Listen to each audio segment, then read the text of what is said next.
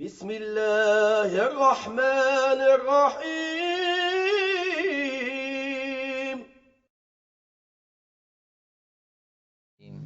Assalamualaikum warahmatullahi wabarakatuh. Alhamdulillahi rabbil alamin. Wassalatu wassalamu ala ashrafil anbiya'i wal mursalin wa ala alihi wa ashabihi ajmain.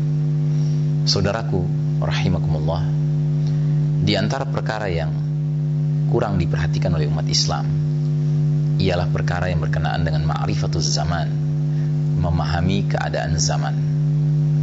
Perkara ini sangat penting karena pemahaman seseorang terhadap zaman yang sedang dia hadapi akan menentukan sikap dan tingkah laku seperti apa yang harus dia tampilkan.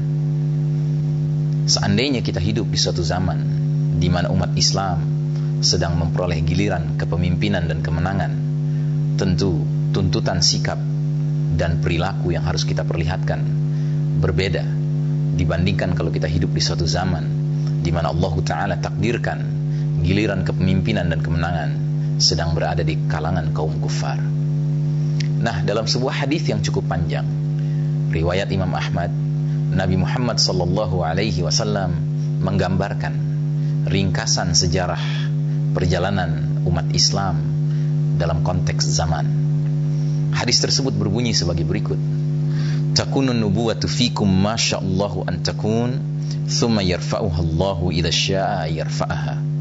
Thumma takunu khilafatun 'ala minhajin nubuwah. Fatakunu masya'allahu an takuna, thumma yarfa'uha idza syaa yarfa'aha. Thumma takunu mulkan 'addan, fayakunu masya'allahu an yakun, thumma yarfa'uha idza syaa Allahu an yarfa'aha. Thumma takunu mulkan jabariyan, fatakunu ma sya'allahu an takun, thumma yarfa'uha idza syaa yarfa'aha. Thumma takunu khilafatan 'ala minhajin nubuwah, thumma sakata. Akan berlangsung babak kenabian di tengah kalian selama masa yang Allah kehendaki. Dan ketika Allah menghendaki, Allah akan cabut berlakunya masa itu. Maka datanglah babak yang kedua, yaitu khilafatun 'ala minhajin nubuwah, babak kekhalifahan yang mengikuti cara, pola, sistem, manhaj kenabian selama masa yang Allah kehendaki. Dan bila Allah kehendaki, Allah cabut berlakunya masa itu. Kemudian muncullah babak ketiga, yaitu babak mulkan 'adhan, para raja-raja, para penguasa yang menggigit selama masa yang Allah kehendaki. Dan bila Allah kehendaki, Allah cabut berlakunya babak ketiga itu, dan muncullah babak keempat, yaitu mulkan jabariyan, babak para penguasa yang memaksakan kehendak atau para diktator selama masa yang Allah kehendaki. Dan bila Allah kehendaki, Allah cabut berlakunya masa itu. Kemudian muncullah babak kelima, yaitu khilafatun 'ala minhajin nubuwah, babak kekhalifahan yang mengikuti cara kenabian. Kemudian Nabi diam. Shadaqa Rasulullah sallallahu alaihi wasallam. Saudaraku rahimakumullah, ujung dari hadis ini berbunyi thumma sakata, kemudian Nabi diam.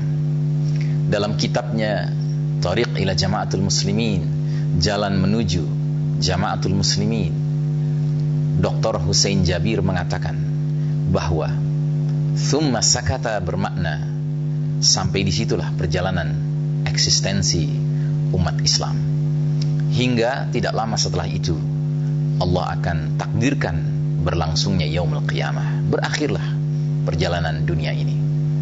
Nah, jadi saudaraku rahimakumullah, suatu perkara yang pasti berdasarkan hadis ini, kita umat Islam diajarkan oleh Nabi SAW untuk meyakini bahwasanya kita adalah umat akhir zaman. Sebab beliau Nabi Muhammad SAW adalah khataman nabiyyin, penutup para nabi. Beliau adalah nabi akhir zaman, dan kita adalah umat akhir zaman. Dan umat akhir zaman yang beriman kepada Nabi Muhammad SAW, yakni kita umat Islam ini, disebutkan dalam hadis ini akan mengalami 5 babak perjalanan sejarahnya. Babak pertama adalah babak kenabian, babak di mana Nabi Muhammad SAW langsung memimpin umat ini sejak beliau awal diutus hingga menemui ajalnya berpulang ke rahmatullah. Tidak lama, hanya 23 tahun. Setelah itu babak yang kedua, yaitu babak khilafatun ala minhajin nubuwah, babak kekhalifahan yang mengikuti cara kenabian, ditandai dengan munculnya sahabat-sahabat utama Abu Bakar Siddiq, Umar bin Khattab, Utsman bin Affan, dan Ali bin Abi Thalib radhiyallahu anhum ajma'in menjadi khulafaur rasyidin. Setelah itu muncul babak yang ketiga, yaitu babak raja-raja yang menggigit, yang dikatakan dalam kitab-kitab sejarah sebagai babak kerajaan-kerajaan Islam yang besar. Dan babak ini cukup lama berlangsungnya, 13 abad. Selanjutnya babak yang keempat, itulah babak yang sedang kita alami sekarang, babak kepemimpinan mulkan jabariyan, raja-raja yang memaksakan kehendak mereka, mengabaikan kehendak Allah dan Rasulnya. Nah, menghadapi babak ini tentu sangat berbeda dibandingkan dengan menghadapi babak-babak sebelumnya, dan juga akan sangat berbeda dibandingkan dengan menghadapi babak kelima kelak nanti, di mana akan tegak kembali khilafah. Untuk selanjutnya, mudah-mudahan kita bisa berjumpa kembali dalam kajian berikutnya. Assalamualaikum warahmatullahi wabarakatuh.